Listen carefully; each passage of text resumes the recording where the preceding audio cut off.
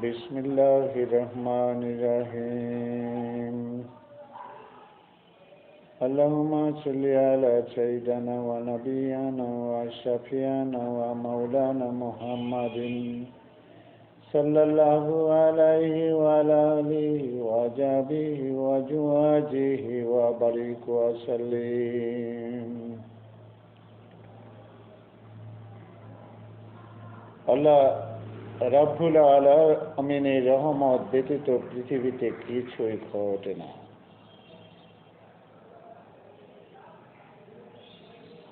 আল্লাহ মানব আদম আলাইহিস সালামকে পৃথিবীতে পাঠিয়ে তার বংশধর বৃদ্ধির শক্তি দিয়ে মানবকুল বৃদ্ধির মাত্রা এঁকে দিয়েছেন। বংশ পরম্পরা মানুষ বৃদ্ধি পেয়ে যাচ্ছে। মানুষ এই পৃথিবীর আলো বাতাস, এই পৃথিবীর সব কিছু যা উপভোগ করছে সব কিছু আল্লাহ রাব্বুল আলামিনের কর্তৃত্ব, সুবহান আল্লাহর কর্তৃত্বে চলছে। আমরা যারা দাবি করতেছি যে আমরা রাষ্ট্রপতি, আমরা প্রধানমন্ত্রী, এটা হলো রাষ্ট্রের বিভিন্ন রাষ্ট্রের প্রধানমন্ত্রী, বিভিন্ন রাষ্ট্রের রাষ্ট্রপতি, বিভিন্ন রাষ্ট্রের বিচারপতি, আমরা বিভিন্ন রাষ্ট্রের শিক্ষক, বিভিন্ন ভূখণ্ডে, বিভিন্ন অঞ্চলে, বিভিন্ন জনপদে আমরা দায়িত্বপ্রাপ্ত। আর এই সমগ্র জাহানের দায়িত্ব হলো আল্লাহ তাআলা, আল্লাহ রাব্বুল আলামিনের। এই বিশ্বাস ব্যতিরেকে পৃথিবীতে পথ চলা সম্ভব নয়। আল্লাহ মানুষের বিবেক সৃষ্টি করে তার চলার স্বাধীনতা দিয়েছেন। এই স্বাধীনতা তিনি নিয়ন্ত্রণ করেন না, কিন্তু তিনি উপমা, উদাহরণ, দৃষ্টান্ত সৃষ্টি করে যুগ যুগ ধরে মানুষকে বুঝিয়েছেন যে আমি আল্লাহ সর্বশক্তির মালিক। ফিরআউনের লাশ মমি উদ্ধার হুবহু সেরকমটাই, যা পৃথিবী আল্লাহর শক্তি এবং কর্তৃত্ব, একত্ববাদে বিশ্বাসের একটা প্রবল এবং বাস্তবসম্মত, বিজ্ঞানসম্মত দৃষ্টান্ত। আল্লাহ রাব্বুল আলামিন বলে থাকেন, আমি তোমাকে চিনি এবং জানি, বাইনে আমি পৃথিবীর সকলকেই আল্লাহ তাআলা চিনেন। আমরা কতিপয় মানুষকে অনলাইনে, মোবাইলে, তারই বাতাসে মাধ্যমে ইলেকট্রিক ব্যবস্থা করে অনলাইনে নাম সেভ করতে পারতেছে। অতএব প্রমাণটা একেবারে সচক্ষে নিয়ে আসছে। আমার বাতাস, আমার সব কিছু ব্যবহার করে তুমি যদি স্যাটেলাইট প্রতিষ্ঠা করতে পারো, তুমি যদি সব কিছু দেখতে পারো, তুমি যদি বাতাসে অন্যদের নাম সেভ করতে পারো, অবশ্যই তোমাদের নাম সেভ আছে এবং হাসরের ময়দানে সকলকেই তিনি নাম ধরে ডাকতে পারবেন। এটা একটা প্রতিষ্ঠিত সত্য। এই উদাহরণ থেকে যদি আমরা শিক্ষা নিই, করোনা মহামারীর জন্য বাংলাদেশ সরকার প্রধানমন্ত্রী করোনা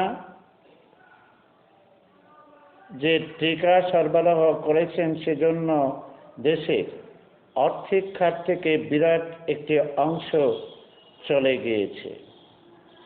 বিরোধী বলয় থেকে দাবি তোলা হয়েছিল এই করোনার টিকা যেন ন্যায্য মূল্যে বিক্রি হয়, যেন অতিরিক্ত টাকা না নেওয়া হয়। আল্লাহর রহমতে আমার প্রধানমন্ত্রী জননেত্রী শেখ হাসিনা সেই করোনা টিকাকে বিনামূল্যে দিয়েছেন। নিবন্ধনের মাধ্যমে নিজের মোবাইলে অথবা ল্যাপটপ, কম্পিউটারের সাহায্যে বিভিন্নভাবে নিবন্ধন করলে, উপস্থিত হলেই তার টিকা বিনা প্রশ্নে দিয়ে দেওয়া হচ্ছে। এই টিকা নিয়ে নানান প্রবাহ গন্ডা বাতাসে ছড়িয়ে দেওয়া হচ্ছে। পৃথিবীর সৃষ্টি হওয়ার শুরু থেকেই মানুষের রোগ ব্যাধি মহামারী দেখা দিয়েছে, আজও দেখা দিয়েছে।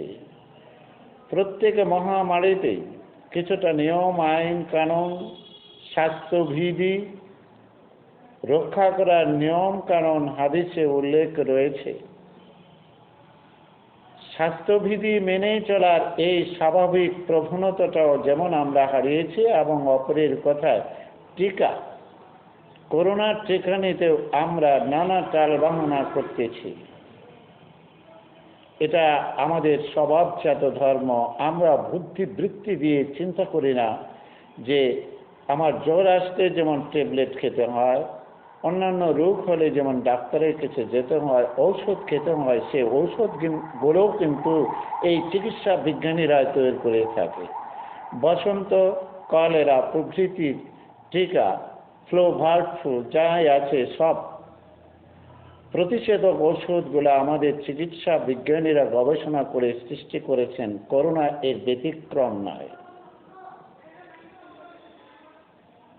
এই করোনা নিয়ে যারা, টিকা নিয়ে যারা গুজব ছড়াচ্ছে, তাদের কাজই হলো গুজবের ভিতর থাকা।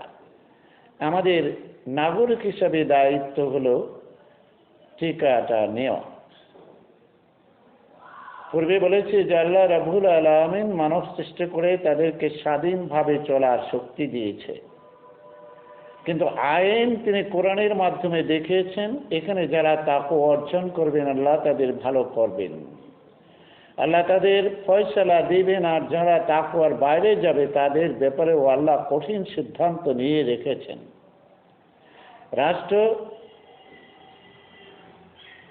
যিনি পরিচালনা করেন, যারা পরিচালনা করেন তারা কিছু আইন প্রণয়ন করেন স্বাধীনভাবে চলার। এখানে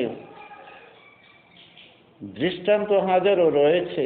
স্বাধীনতার অর্থ এই না যে রাষ্ট্রের বিরুদ্ধাচরণ করা, রাষ্ট্রের বিপক্ষে কাজ করা। বিপক্ষে কাজ করলে, অনৈতিক কাজ করলে সেজন্য শাস্তি ভোগ করতে হয়। একই নিয়ম, একইভাবেই চলে। এই যে মিস্টার ফখরুল সাহেব বললেন যে উন্নয়নের মহাযজ্ঞ দেখে সরকার কোটি কোটি টাকা লুটপাট করতেছে। কোথায় কোন উন্নয়ন প্রজেক্ট থেকে, প্রকল্প থেকে, কোন মেঘা প্রকল্প থেকে, পদ্মা সেতু থেকে, কোন প্রকল্প থেকে কত টাকা লুট করেছে সুনির্দিষ্টভাবে অভিযোগ করলে আমার মনে হয় এটা সরকার গ্রহণ করতে বাধ্য হবে এবং জনগণও সেটা গ্রহণ করবে। আমভাবে যদি বলা হয় যে দুর্নীতি হচ্ছে, দুর্নীতি করছে, লুটতরাজ করছে, এটা বিশ্বাসযোগ্য হবে না। এরশাদের সময়ে আওয়ামী লীগ বিরোধী দল থাকা অবস্থায় সংসদে দাঁড়িয়ে কোন সেক্টরে কোন মন্ত্রী, কোন পানি মন্ত্রী, কোন কৃষিমন্ত্রী কত টাকা লুট করেছে সেটা আওয়ামী লীগ সংসদে উত্থাপন করেছে। বিএনপি জামাত জোটের সময় প্রতিকূল অবস্থার মধ্যে সংসদে গিয়ে আওয়ামী লীগ নথি সহ কোন মন্ত্রী কত টাকা লুট করেছে, হাওয়া ভবন থেকে কত টাকা কিভাবে লুট হচ্ছে, কোন সেক্টরে কিভাবে লুট করা হচ্ছে, ব্যবসায়ীদের কাছ থেকে কিভাবে চাঁদা আদায় করছে, তার কিন্তু একটা তালিকা আওয়ামী লীগ দিয়েছিল। বিএনপি তালিকা না দিয়ে শুধু যদি বলে চলে যে লুটতরাজ হচ্ছে, এটা মানুষ বিশ্বাস করবে না। কারণ লুটতরাজ করলে দেশের উন্নয়ন সম্ভব হতো না। আর সামগ্রিকভাবে পৃথিবীর কোথাও সকল দুর্নীতিকে নির্মূল করে রাষ্ট্র চালনা করা সম্ভব হবে না। আল্লাহ রাব্বুল আলামিন কোরআনে বলেছেন যে মানব জাত হলো, মানবকুল হলো অযোগ্য। তাদেরকে মেধা দিয়েছে, ব্রেন দিয়েছে, জীবন সভ্যতা গড়ার বুদ্ধি দিয়েছে, শিক্ষা দিয়েছে, শিক্ষা গ্রহণ করার তাদের ভিতর ক্ষমতা দিয়েছে। তারপরও মানবকুল বুঝতে চায় না যে এই সৃষ্টির মালিক একমাত্র আল্লাহ।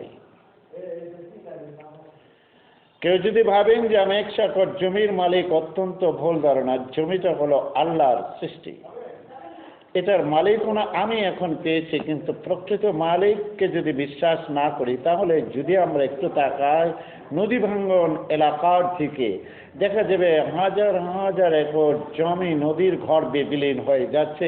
জমির মালিককে তাহলে এখানে কিন্তু স্পষ্ট হয়ে ওঠে। আজকে রাজনীতিকে কলুষিত করার জন্য স্বাধীনোত্তর দেশে 15 আগস্টের পর থেকে শুধু ক্ষমতা ভোগের জন্য মিথ্যাচার এবং মিথ্যাচারিতা করে রাষ্ট্র পরিচালনায় গিয়ে যারা লুটপাট করেছে তারা কিন্তু পরিণাম ভোগ করছে।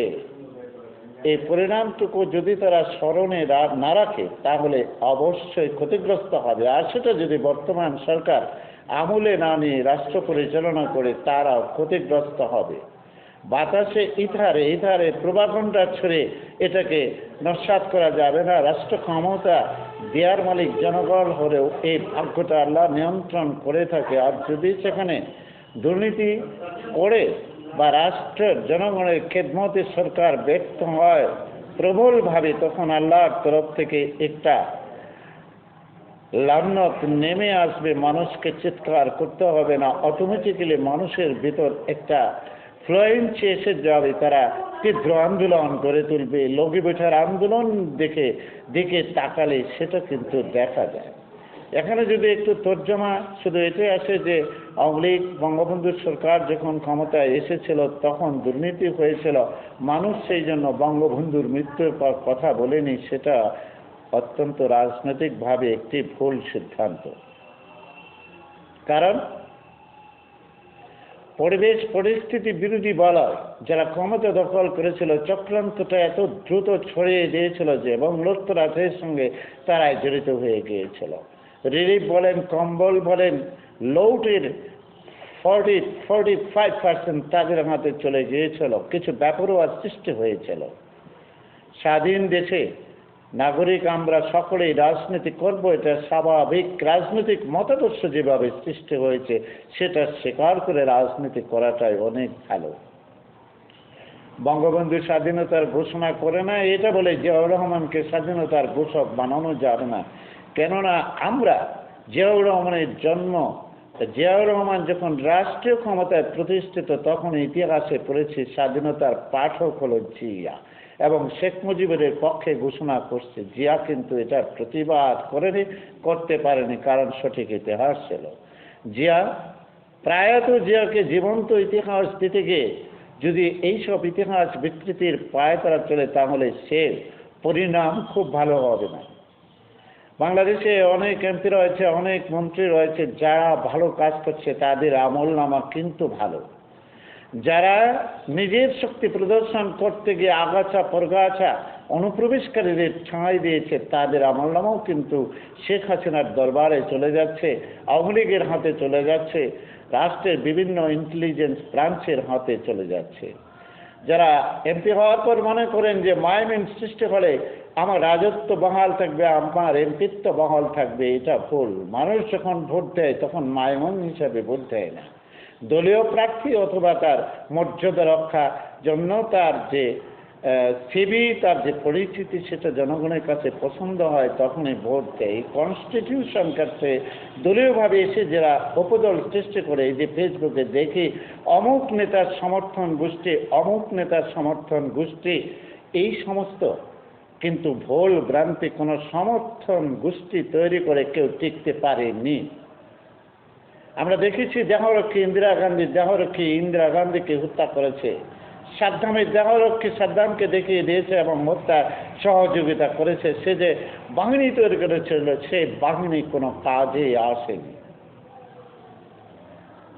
খালেদা জিয়া দুঃশাসন আমলে কম বাহিনী তৈরি করেনি। ক্লিন হার্ট দিয়ে অপারেশন করতে গিয়ে অনেককে এমন অত্যাচার করেছে আওয়ামী লীগ নেতাদের এবং আওয়ামী লীগ সমর্থকদের, এবং সম্পদ লাভের জন্য কতিপয় মানুষকে নখ ছিঁড়া হয়েছে, হাত কাটা হয়েছে, পা কাটা হয়েছে এবং মানুষকে ধরে বাড়ি দিয়ে পিটিয়ে লাঠি দিয়ে ভয় দেখিয়ে বলানো হয়েছিল যে বল মুজিবের নেতৃত্বে গঠিত বাহিনী ইন্ডিয়া চলে গিয়েছিল।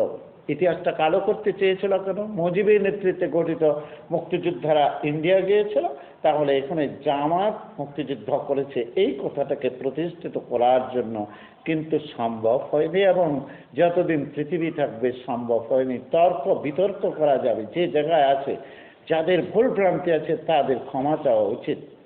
মানুষ ক্ষমা করে, আল্লাহ ক্ষমা করে, কিন্তু ক্ষমা না করে উগ্রবাদ, চরমপন্থা, আগুন সন্ত্রাস এই যে আবার 15ই আগস্ট সৃষ্টি করা হবে এই বলে জনসভায় হুমকি দেওয়ার অর্থ হলো সেই ফ্রিডম পার্টির নেতা কর্নেল রশিদ ফারুক গংরা যেভাবে জনসভায় দাঁড়িয়ে বলেছিল আমরাই মুজিবকে হত্যা করেছি। রাজশাহীতে মিজানুর রহমান মিনু সেরকম আর একটি কথা বলেছে, এই শেখ হাসিনা আবারও 15ই আগস্ট হতে দেরি নেই। রাষ্ট্রবিরোধী কথা বলে রাষ্ট্রকে চ্যালেঞ্জ করে চলা যাবে না। জনগণকে স্বাধীনী তাদের জন্য যদি করার কিছু থাকে, সরকারের যদি কোথাও ভুল ত্রুটি থাকে, কোথাও ঘাটতি থাকে, আমার স্পষ্ট খেয়াল আছে বিএনপির ডাক্তার জাফরুল্লাহ সাহেব বলেছিল যে টিকার টাকা নিয়ে যেন কোনো প্রকার দুর্নীতি না হয়, জনগণকে যেন ঠকানো না হয়। শেখ হাসিনা তা স্পষ্ট কানে তুলে টিকাকে কিন্তু কি করেছে, বিনামূল্যে সরকার জনগণকে দিচ্ছে। এখানে যারা প্রোপাগান্ডা ছড়াচ্ছে, পদ্মা সেতুর উন্নয়নে তারা প্রোপাগান্ডা ছড়িয়েছে এবং মানুষের মনকে বিষাক্ত করার চেষ্টা করেছে। পদ্মা সেতু দৃশ্যমান হয়েছে। আমরা যদি সকল রোগের জন্য ওষুধ খেতে পারি তাহলে করোনার জন্য টিকা নিতে এখানে আবার রাজনীতি কিসে? মারা যাচ্ছে করোনার টিকা নিয়ে, দৃষ্টান্ত কোথায়? বাতাসে বাতাসে ছড়িয়ে দেওয়া যাচ্ছে। দু একটা ভৌরি দৃষ্টান্ত বিপরীত দৃষ্টান্ত সৃষ্টি হতেও পারে, কিন্তু সেটাকে সামগ্রিকভাবে বিবেচনা না করে প্রত্যেক নাগরিকের উচিত টিকা নেওয়া।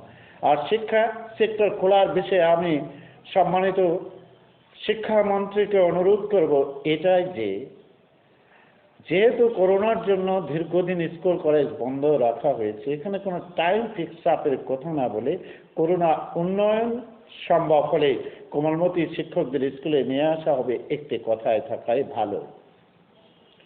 মাননীয় প্রধানমন্ত্রী বলেছেন করোনা অবস্থা না দেখে কোনো ক্রমে বিদ্যালয় খোলা হবে না। এখানে 30শে মার্চ বিদ্যালয় খোলা হবে ওপেনলি এসব বলে করে এখন 30শে মার্চ থেকে যদি পিছনে যায় তাহলে সেটা অনেকটাই হাস্যকর অবস্থার সৃষ্টি হয়।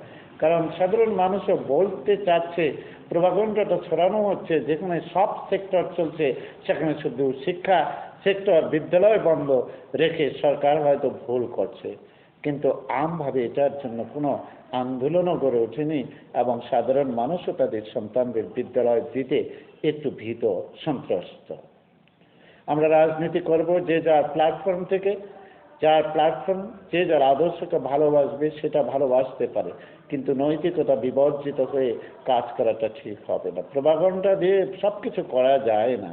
একেবারে নির্লজ্জের মতো 71-এ গন্ডগোলের বছর বলে রাজনীতি ফয়দালাভ হয়তো এই 75 সালে পরে সম্ভব হয়েছে, একালে এটা সম্ভব হবে না। আর আওয়ামী লীগের নেতাদেরও আমি বলতে চাই, অনুরোধ করবো আপনারা যে যাই বলুন না কেন, যেখান থেকে যেভাবেই বলুন না কেন, সেটা যেন সুন্দরভাবে বলা হয়। আমার একজন প্রিয় নেতা ঢাকা সাংগঠনিক কাজ করছেন আওয়ামী লীগের জন্য, তিনি অত্যন্ত সিনিয়র নেতা এবং আমার সম্মানিত শ্রদ্ধাভাজন। তিনি তার কাছে না গেলেও তিনি আমাকে স্মরণ রাখেন, আমিও তাকে স্মরণ রাখি। এই ঢাকা জেলার সম্মেলন নিয়ে, সাংগঠনিক প্রক্রিয়া নিয়ে তিনি কিছু কথা বলেছেন। আরও সামনে কথা বলার জন্য তাকে অনুরোধ করব, কারণ বঙ্গবন্ধু একটি কথা বলেছিলেন, আমার কম্বল কই সেটা নিয়ে হই হুল্লোড় হয়। মাঝে মধ্যে শেখ হাসিনা বলেন, আমার বাবার যখন 15ই আগস্টের পরিণতি ঘটেছিল আওয়ামী লীগের কোনো লোক সামনে আসেনি। এটাই সত্য। এই যে তত্ত্বাবধায়ক সরকারের সময়, সেনা সমর্থিত তত্ত্বাবধায়ক সময় শেখ হাসিনার বিরুদ্ধে অনেক নেতা কথা বলেছে ধৃত হয়ে। শেখ হাসিনা অভিজ্ঞতা থেকেই যে কোনোভাবে মিটিগেট করে, পরিবেশ মিটিগেট করে রাষ্ট্র পরিচালনা করছেন। এটা একটা কৌশল এবং এটাই ক্ষমতা এবং রাজনীতির জন্য, সমাজনীতির জন্য একটি গ্রহণযোগ্য প্রক্রিয়া। বিরোধী বড়ই থাকবে, ষড়যন্ত্র থাকবে, সেখানে সব সময় কথাবার্তা সমঝে বলতে হবে। আমি আগেও বলেছি আওয়ামী লীগের প্রিন্ট মিডিয়া অত্যন্ত দুর্বল। আওয়ামী লীগে পারে না, টাচ লাইন খুব দুর্বল, রিমোট কন্ট্রোল অত্যন্ত দুর্বল। দেখুন জোট শাসন আমলে নিজামী সাহেবরা বলেছে যে বিদেশে জঙ্গি নেই, বিএনপি বলেছে জঙ্গি নেই, আর ঘরে ঘরে প্রত্যেক ঘরে পৌঁছে দেওয়া হয়েছে। ওই ঘটনার সকল লোক একসাথে বলেছে যেটা আওয়ামী লীগের সৃষ্টি, সংবাদপত্রের সৃষ্টি, এই দেশে কোনো জঙ্গি নেই। আমি আগেও বলেছি আমার বক্তব্যে, লৌকিক বোঝার আন্দোলনে আওয়ামী লীগের যে বেগবান আন্দোলন হয়েছিল সেটাকে উগ্রবাদ বলে জামাত আওয়ামী লীগের প্রতিটি নেতার ঘরে ঘরে কপি পৌঁছে দিয়েছিল। আজকে যে উন্নয়নের ফিরিস্তি সেটা কোথায়? আমি মাননীয় প্রধানমন্ত্রীকে বলবো, উন্নয়নের সমস্ত কিছু নিজস্ব প্রিন্ট মিডিয়া থেকে আপনার কর্মী সমর্থক এবং হাতে পৌঁছে দিন, তারা জনগণের গোড়ধরায় থাকবে, অফিসে বসে থাকবে আর শুধু কাজের ধান্দা করবে, এটা হতে পারে না। আর আপনি আরেকটা শক্ত কথা বলেছেন, গ্রামে গঞ্জে তৃণমূলের দরবারের নামে আইন বিরোধীদের যদি সহযোগিতা দেওয়া হয়, যদি তাদের উৎসাহ দেওয়া হয়, তাদের পক্ষে যদি রায় দেওয়া হয়, দেশ ক্ষতিগ্রস্ত হবে। আর আওয়ামী লীগের সম্মান কমবে, আওয়ামী লীগের সমর্থনও কমে যাবে। অনেকে বলছেন যে ভোট হলে আওয়ামী লীগের পরিণতি ক্ষতি হবে, হতেও পারে। রাষ্ট্র ক্ষমতায় থাকা ইলেকশন করা অত্যন্ত কঠিন একটি জিনিস।